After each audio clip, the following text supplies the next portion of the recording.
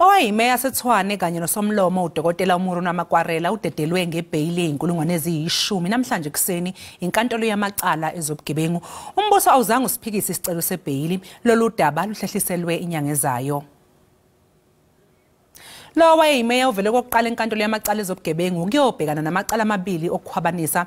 Encwadini efungelwe udokotela Makwarela uwaphikile wonke amacala abhekene nawe. Usolwa ngokuhambisa isitifiketi esiwumgunyathi emkhandleni wase-Tshwane emva kokuba eqokwe njengemeya emva kwesonto eqokiwe kulandela ukwesula esikhundleni Williams ngoNhlolanja.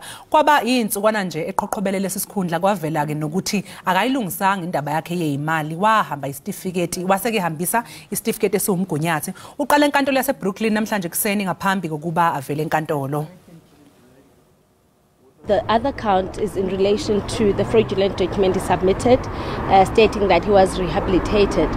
And the second count, which is the first count in this case, relates to the money that he was paid, the remuneration he was paid when he was employed as a speaker and a councillor at the city of Tshwane. That amount of money amounts to just a little bit more than of 1.4 million rands.